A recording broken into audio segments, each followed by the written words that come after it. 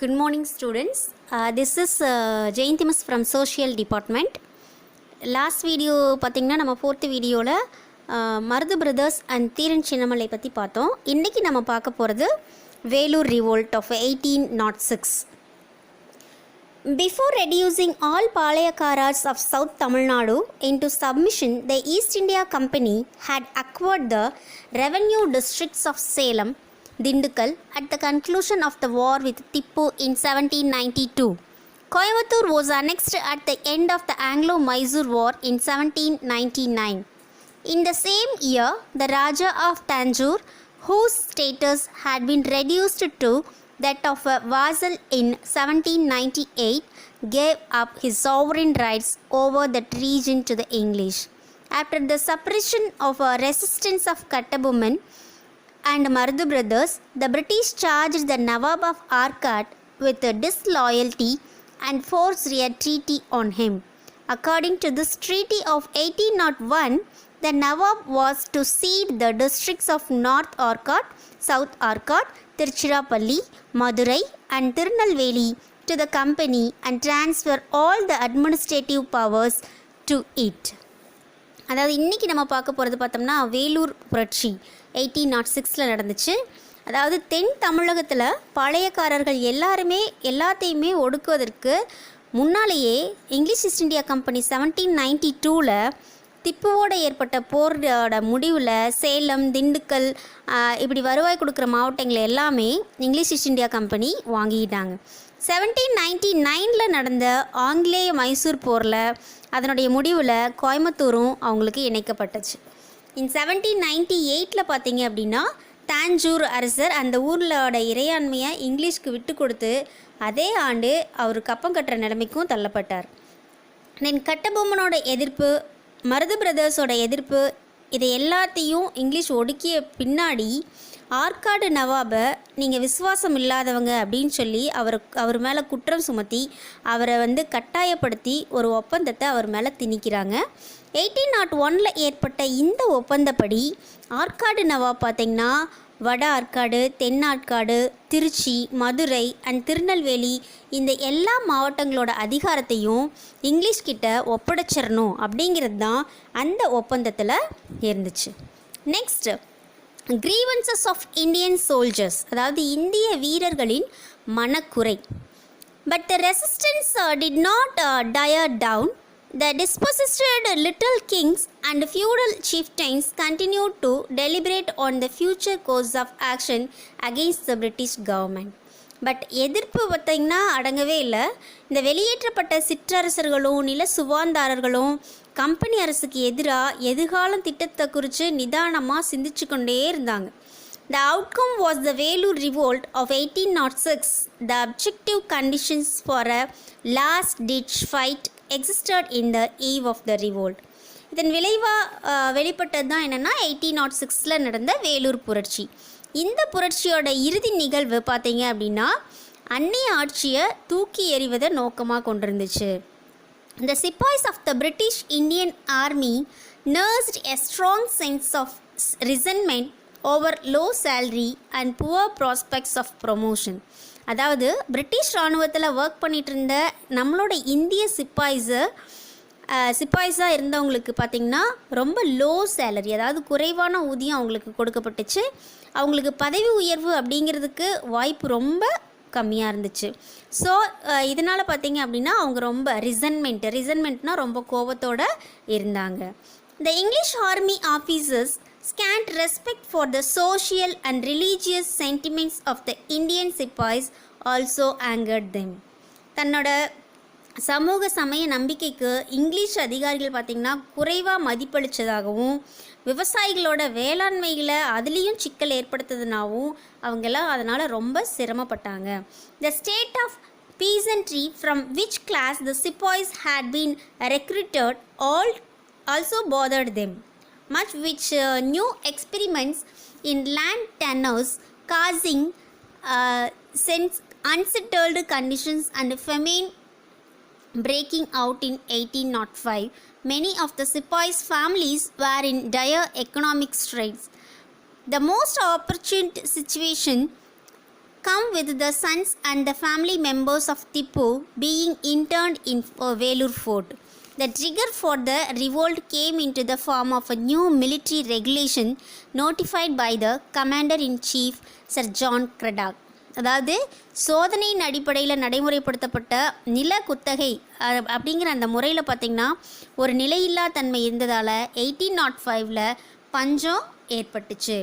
அப்படி பஞ்சம் ஏற்பட்டதுனால பல சிப்பாய்களோட குடும்பங்கள் ரொம்ப பொருளாதார அளவில் ரொம்ப பின்தங்கிய நிலைக்கு தள்ளப்பட்டாங்க.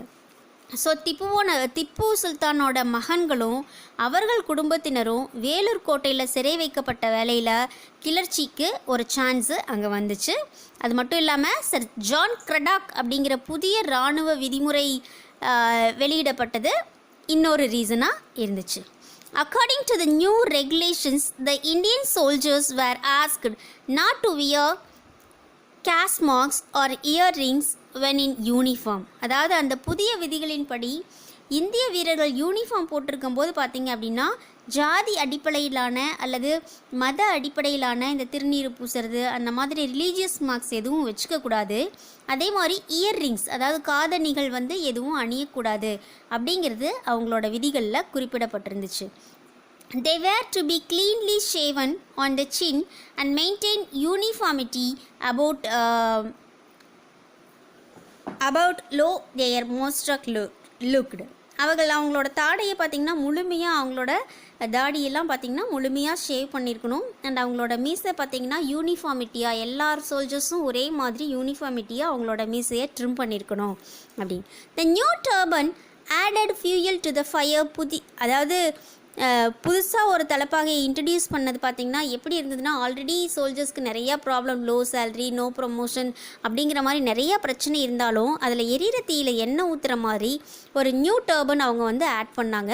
அது அவங்கள சிப்பாய்ஸை ரொம்ப கோவப்படுத்துச்சு. The most objectionable addition was the leather cockade made of animalism. அதாவது இன்னொரு அடிஷ்னலாக பார்த்திங்கன்னா ஒரு அப்ஜெக்ஷன் என்ன அப்படின்னா புதுசாக விலங்கு தோல் ஆன ஒரு டர்பனை இன்ட்ரடியூஸ் பண்ணுறாங்க. அதை தான் சோல்ஜர்ஸ் வியர் பண்ணிக்கணும் அப்படின்னும் சொல்கிறாங்க. The sepoys gave enough forewarning by refusing to wear the new turban. நம்ம அந்த புதிய தலைப்பாக இன்ட்ரடியூஸ் பண்ணதை பார்த்திங்கன்னா அதில் அணிகிறதுக்கு தங்களுக்கு உடன்பாடு இல்லை அப்படின்னு நம்மளோட இந்திய சிப்பாய்கள் நிறைய பார்த்திங்கன்னா ஃபோர்வார்னிங் அதாவது முன்னெச்சரிக்கை நிறைய கொடுக்குறாங்க. Yet the company administration did not take heed. But company நிர்வாகம் பார்த்திங்கன்னா அதை கவனத்தில் வச்சுக்கவே இல்லை. நெக்ஸ்ட்டு பார்த்திங்கன்னா இதனால் outbreak of the revolt. இதனால் என்ன ஆகுதுன்னா ரிவோல்ட் அப்படிங்கிற ஒன்று வெடிக்குது. On 10th July 1806, in the early hours, guns were booming and the Indian sepoys of the 1st and 23rd regiments raised their standard of revolt. Colonel Fancourt, who commanded the garrison, was the first victim. Colonel Macaraz of the 23rd Regiment was killed next. Major Armstrong, who was passing the fort, heard the sound of firing. When he stopped to inquire, he was showered with bullets. About a dozen of other officers were killed within an hour or so.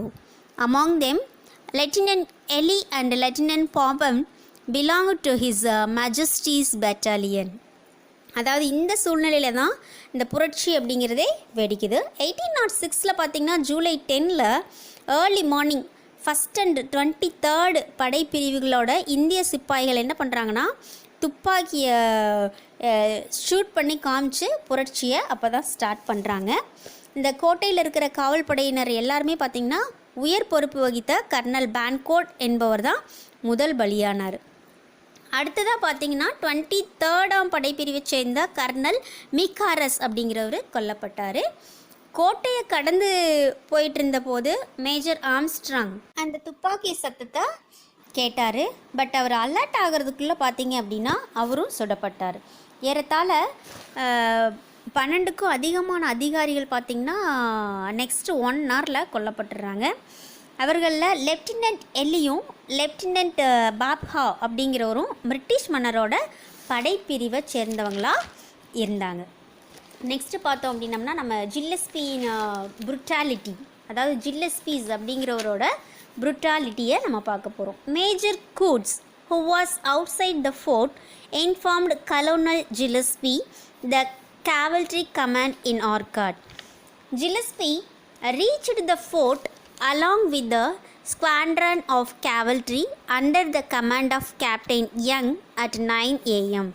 In the meantime, the rebels proclaimed Fateh Haider, Tipu's eldest son, as their new ruler and hoisted the tiger flag of Mysore Sultans in the fort. But the uprising was swiftly crushed by Colonel Gillespie, who drew to wins all war ethics. In the course of suppression, according to an eyewitness account, 800 soldiers were found dead in the fort alone. 600 soldiers were kept in confinement in Tiruchirappalli and Velur awaiting inquiry. அதாவது பார்த்தீங்க அப்படின்னா ஜில்லஸ்பியோட brutality, ஜில்லஸ்பீன் அப்படிங்கிற ஒரு எப்படி வந்து ரொம்ப கொடுங்கோன்மையாக பண்ணார் அப்படின்னு தான் கோட்டைக்கு வெளியில் இருந்த மேஜர் கூட்ஸும் ஆட்காட்டில் இருந்து தன்னோட குதிரைப்படை தளபதியாக இருந்த கர்னல் ஜில்லஸ்பிக்கு தகவல் கொடுக்குறார். கேப்டன் யங் தலைமையில் பார்த்திங்கன்னா குதிரைப்படையுடன் காலை 9 மணிக்கு கர்னல் ஜில்லஸ்பி அந்த கோட்டையை, வேலூர் கோட்டையை வந்து அடைகிறாரு. இதற்கிடையில் புரட்சியாளர்கள் பார்த்திங்கன்னா திப்புவோட மூத்த மகனான அந்த ஃபத்தே ஹைதர் அப்படிங்கிறவரை தங்களோட புதிய மன்னராக அவங்க அறிவிச்சுக்கிட்டு மைசூர் சுல்தானோட அந்த கோட்டையோட உச்சியில் அவங்களோட புலி கொடியை ஏற்றிக்கிறாங்க. போர் விதிமுறைகள் எதையுமே பொருட்படுத்தாத இந்த ஜில்லஸ்பி வீரர்களோட புரட்சியை ரொம்ப வன்மையாக ஒடுக்குறாரு. நேரில் கண்ட இந்த ஒருவரின் வாக்குமூலப்படி அந்த கோட்டையில் மட்டும் 800 வீரர்கள் பிணமாக கிடந்ததாக பதிவு செய்யப்பட்டிருக்காங்க. திருச்சி, வேலூர் இதிலெல்லாம் பார்த்திங்கன்னா ஒரு 600 வீரர்கள் விசாரணை அப்படிங்கிற பேரில் அவங்களெல்லாம் சிறையில் அடைச்சிருந்தாங்க. இதுதான் பார்த்திங்கன்னா ஜில்லஸ்பி பார்த்திங்கன்னா ரொம்ப ப்ரூட்டாலிட்டியாக அந்த வேலூர் ரிவோல்ட்டை அவர் வந்து சப்ரஸ் பண்ணுறாரு.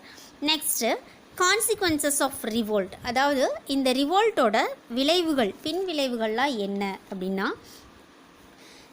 6 of the rebels convicted by the court of inquiry were blown from the guns. 5 were shot dead, 8 hanged. Tipu's sons were ordered to be sent to Calcutta.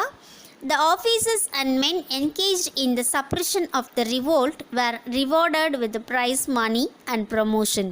Colonel Gillespie was given 7,000 pagodas. However, the commander-in-chief, Sir John Craddock, the adjutant general Agnew and Governor William Penting were held responsible for the revolt, removed from their office and recalled to England. The military regulations were treated as withdrawn. அதாவது இந்த புரட்சியினால் நடந்த பின் விளைவுகள், இவ்வளோ கஷ்டப்பட்டு புரட்சி பண்ணாலும் அந்த புரட்சி பார்த்திங்க அப்படின்னா அடக்கப்பட்டுருச்சு. இந்த புரட்சி நடந்ததுனால என்னென்ன பின் விளைவுகள் வந்துச்சு அப்படின்னா, நீதிமன்ற விசாரணைக்கு பின் குற்றவாளிகள் என்று நிரூபிக்கப்பட்ட இந்த 6 நபர்கள் பார்த்திங்கன்னா பீரங்கியில் கட்டி வச்சிடுறாங்க.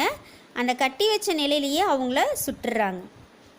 அதன்படி பார்த்தா 8 நபர்கள் பார்த்திங்கன்னா தூக்கிலிடப்பட்டும் கொல்லப்படுறாங்க. திப்புவின் மகன்களை பார்த்திங்கன்னா கல்கத்தாவுக்கு அனுப்ப உத்தரவு வந்துருச்சு.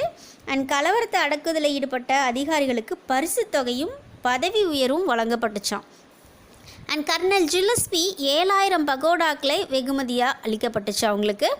எனினும் தலைமை நீதிபதி ஜான் கிரடாக்கும் அவரோட உதவி தளபதி அக்னியும் ஆளுநர் பார்த்திங்கன்னா வில்லியம் பென்டிங் இவங்க பார்த்திங்கன்னா புரட்சி நடக்க காரணமானவங்க தான் இவங்க அப்படின்னு சொல்லிட்டு நினச்சி என்ன பண்ணாங்க, அவங்கள பணி நீக்கம் செஞ்சிட்டாங்க, சஸ்பெண்ட் பண்ணிட்டாங்க. அண்டு இங்கிலாந்துக்கு திருப்பி அவங்கள வந்து வர சொல்லிட்டாங்க. நீங்கள் ஒர்க் பண்ணது போதும், அங்கே அவங்களுக்கு வேலை இல்லை அப்படின்னு சொல்லிட்டு அவங்கள இங்கிலாந்துக்கு திரும்பி வர சொல்லிட்டாங்க. அதுக்கப்புறம் பார்த்திங்கன்னா புதிய இராணுவ முறைகளெல்லாம் கொடுத்த அந்த இம்ப்ளிமெண்ட் பண்ண அந்த புதிய இராணுவ முறைகளையெல்லாம் திரும்ப வாங்கிட்டாங்க. நம்ம புதுசாக இம்ப்ளிமெண்ட் பண்ணது எதுவுமே நீங்கள் செய்ய வேண்டான்னு அதை ரிட்டன் வாங்கிட்டாங்க. லாஸ்ட்டாக எஸ்டிமேட் ஆஃப் ரிவோல்ட், இந்த புரட்சியை பற்றின ஒரு மதிப்பீடு அப்படின்னு பார்த்தா, the Vellore revolt failed because there was no immediate help from outside. வெளியிலேருந்து உடனடியாக எந்த ஒரு உதவியும் கிடைக்காத காரணத்தினால தான் இந்த வேலூர் புரட்சி அப்படிங்கிறது தோல்வியில் அடைஞ்சிச்சு. Recent studies show that the organizing part of the revolt was done perfectly by Subedars Sheikh Adam and Sheikh Hamid and Jamedar Sheikh Hussain of the 2nd Battalion of 23rd Regiment and 2 Subedars and Jamedar Sheikh Kazim of the 1st Battalion of the 1st Regiment. அதாவது சமீப காலத்தில் நடந்த அந்த research படி பார்த்தோம் அப்படின்னம்னா நம்மளுக்கு என்ன சொல்கிறாங்க அப்படின்னா, புரட்சிக்கான ஏற்பாடுகளில் 23ஆம் படைப்பிரிவின் 2வது பட்டாளத்தைச் சேர்ந்த சுபேதாரர்களான ஷேக் ஆதமும் ஷேக் ஹமீதும் அண்ட் ஜபேதாரான ஷேக் ஹுசைனும் 1st படைப்பிரிவின் 1st பட்டாளத்தைச் சேர்ந்த 2 சுபேதார்களும் ஜமேதார் ஷேக்கும் காசிபும் சிறப்பாக செஞ்சுருந்தாங்க அப்படின்னு தெரிய வருது. Vellore revolt had all the foreboding of the Great Rebellion of 1857. அதாவது 1857 பார்த்திங்கன்னா இந்த இயரில் பெரும் கழகம் ஒன்று நடந்துச்சு, கிரேட் ரிவோல்ட் நடந்துச்சு. அதுக்குண்டான அனைத்து முன் அறிகுறி தான் வந்து இந்த 1806 நடந்த ரிவோல்ட். அதே மாதிரி இதை முன் அறிகுறியாகவும் கன்சிடர் பண்ணாங்க, எச்சரிக்கையாகவும் கன்சிடர் பண்ணாங்க வேலூர் புரட்சியை. The only difference was that there was no civil rebellion following the mutiny. ஒரே ஒரு வித்தியாசம் என்ன அப்படின்னா, கழகத்தை தொடர்ந்து எந்த உள்நாட்டு கிளர்ச்சியுமே ஏற்படவே இல்லை. The 1806 revolt was not confined to Vellore fort. 1806 நடந்த இந்த புரட்சி பார்த்திங்கன்னா வேலூர் கோட்டையோட அதோட வந்து முடியல. It had its echoes in Bellary, Walajabad, Hyderabad, Bangalore, Nandidurg and Sankaridurg. அதாவது பெல்லாரி, வாலாஜாபாத், ஹைதராபாத், பெங்களூர், நந்திதுர்கம், சங்கரிதுர்கம் அப்படிங்கிற இடங்கள் எல்லாமே இதனுடைய எதிரொலி இருந்துகிட்டே இருந்துச்சு. அண்ட் தென் இதில் நீங்கள் பிக்சரில் பார்த்துட்ருக்க இந்த மேப் பார்த்தீங்க அப்படின்னா, centres of early revolts against British rule in Tamil Nadu. அதாவது ஆங்கிலேய ஆட்சிக்கு எதிராக தமிழகத்தில் நிகழ்ந்த தொடக்க கால கிளர்ச்சியோட மையங்கள் எல்லாம் எது அப்படின்னா பார்த்திங்கன்னா, தமிழ்நாடு மேப்பில் உங்களுக்கு தெரியும். மெட்ராஸ், வேலூர், ஆர்காட், வாலாஜாபாத். கீழே இந்த பக்கம் வந்தோம் அப்படின்னம்னா இஸ் சைடில் சங்கரி, சென்னிமலை, ஓடாநிலை, கோயம்புத்தூர், இங்கே திருச்சிராப்பள்ளி, விருப்பாச்சி, திண்டுக்கல், கல்லற்பட்டி, புதுக்கோட்டை, திருப்பத்தூர், காளையார்கோவில், மதுரை, சிவகங்கை, ஸ்ரீவில்லிபுத்தூர், சிறுவயல், ராமநாதபுரம், நாகலாபுரம், சிவகிரி, நெற்கட்டும் சேவல், எட்டயபுரம், கயத்தாறு, குற்றாலம், பாஞ்சாலங்குறிச்சி, திருநெல்வேலி, களக்காடு. இந்த எல்லா சென்டர்ஸ்லேயும் பார்த்திங்கன்னா நிறைய ரிவோல்ட்டு நடந்துகிட்டே இருந்துச்சு. அண்டு இந்த பாளையக்காரர்களோட கிளர்ச்சியில் பார்த்திங்க அப்படின்னா உங்களுக்கு லெசனில் இல்லாத முக்கியமான சப்போர்ட்டிங் கேரக்டர்ஸ் ஒரு 3 பேர்த்தை பற்றி நான் உங்களுக்கு சொல்ல போகிறேன். அதில் ஃபஸ்ட்டு பர்சன் ரொம்ப இன்ட்ரெஸ்டிங்கான அந்த 3 பர்சனில் ஃபஸ்ட்டு பர்சன் யார் அப்படின்னு பார்த்தோம்னா ஒண்டி வீரன். அவர் பேர் பார்த்திங்கன்னா ஒண்டி வீரன். இந்த ஒண்டி வீரன் யார் அப்படின்னா, பூலித்தேவர் இருந்தார் இல்லையா, அவரோட படைப்பிரிவுகளில் ஒரு படைப்பிரிவுக்கு தலைமையேற்று நடத்தினவர் தான் இந்த ஒண்டி வீரன். சரியா, பூலித்தேவரோடு இணைந்து போரிட்ட இவர் பார்த்திங்கன்னா கம்பெனி படைகளுக்கு பெரிய சேதத்தை ஏற்படுத்தின ஒரு பர்சன் இவர். செவிவழி செய்திப்படி பார்த்தோம் அப்படின்னா ஒரு போரில் அவரோட ஒரு கை வந்து துண்டிக்கப்பட்டதாகவும், அதனால் பூலித்தேவர் பார்த்திங்கன்னா ஐயோ இப்படி ஆயிடுச்சு அப்படின்னு ரொம்ப ஃபீல் பண்ணதாகவும் சொல்லப்படுது. ஆனால் அதுக்கு ஒண்டி வீரன் பார்த்திங்கன்னா என்ன பதில் சொன்னார் அப்படின்னா, எதிரியின் கோட்டைக்குள்ளே தான் நான் உள்ளே போய் நுழைஞ்சு பல தலைகளை அங்கே வந்து வெட்டிட்டு வந்தேன், அதுக்கு கிடைச்ச பரிசு தான் இந்த கையில் வெட்டு அப்படின்னு சொல்லி அவர் பெருமையாக சொல்லியிருக்காரு. இதன் மூலமாக அவரோட வீரம் நம்மளுக்கு தெரியுது பாருங்கள்.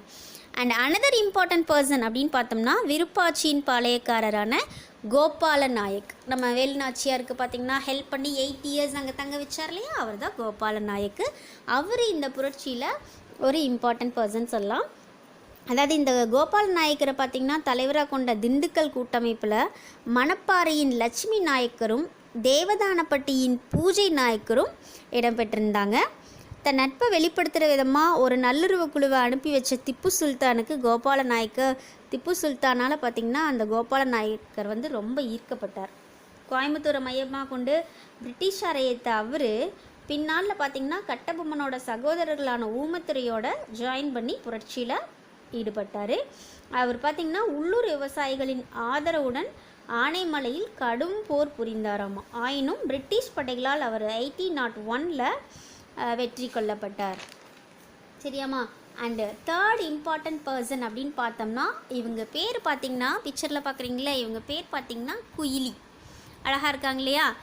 இந்த குயிலி யார் அப்படின்னா வேலு நாச்சியார், நம்ம படிச்சோல்லம்மா, வேலு நாச்சியாரோட நம்பிக்கைக்குரிய ஒரு தோழியாக இருந்தவங்க தான் இந்த குயிலி, பெஸ்ட் ஃப்ரெண்டு.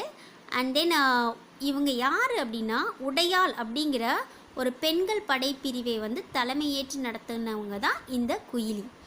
ஏன் அந்த படைக்கு உடையாள் படைப்பிரிவு அப்படின்னு பேர் வந்துச்சு அப்படின்னா, உடையாள் அப்படிங்கிறது யார் அப்படின்னா குயிலி பற்றி உளவு கூற அவங்க மறுத்ததால் கொல்லப்பட்ட ஒரு மேய்த்தல் தொழில் செஞ்சிட்டு இருந்த ஒரு பொண்ணோட பேர் தான் உடையாள். சரியா? அந்த பொண்ணோட ஞாபகார்த்தமாக தான் குயிலி அவங்களோட படைப்பிரிவுக்கு உடையாள் படைப்பிரிவு அப்படின்னு சொல்லி பேர் வச்சுருக்காங்க. இந்த குயிலி பார்த்திங்க அப்படின்னா எதனால் வந்து இவங்க வந்து இம்பார்ட்டன்ட் பர்சன் அப்படின்னு நம்ம கன்சிடர் பண்ணுறாங்க அப்படின்னா, குயிலி தனக்குத்தானே நெருப்பு வச்சுக்கிட்டு 1780 அப்படியே போய் பிரிட்டிஷோட ஆயுத கிடங்கெல்லாம் இருக்கும்ல, ஆயுதமெல்லாம் ஒழிச்சு வச்சுருப்பாங்க இல்லையா, அங்கே போய் இருக்கிற எல்லா தளவாடங்களையும் அழிச்சிட்டு அவங்களும் இறந்துட்டாங்களாம். சரியா? எவ்வளோ பார்த்திங்கன்னா பெண்ணாக இருந்தாலும் எவ்வளோ வீரமாக வேலு நாச்சியாரும் அவங்களோட ஃப்ரெண்டும் இருந்திருக்காங்க அப்படின்னு பார்க்குறோம் நம்ம. அண்ட் தென் இந்த நம்ம போட்ட இந்த லிங்க்கில் பார்த்திங்க அப்படின்னா 5 வீடியோ போட்டிருக்கோமா. அதில் வந்து இந்த 5 வீடியோஸ்லேயுமே நம்ம ஆங்கிலேய ஆட்சிக்கு எதிராக தமிழகத்தில் நிகழ்ந்த தொடக்க கால கிளர்ச்சிகள் பற்றி பார்த்தோம். அதில் ஃபஸ்ட்டு பாளையக்காரர்கள் பார்த்தோம், பாளையம்னா என்னென்னு பார்த்தோம், பாளையக்காரர்களோட புரட்சி என்னென்னு பார்த்தோம்.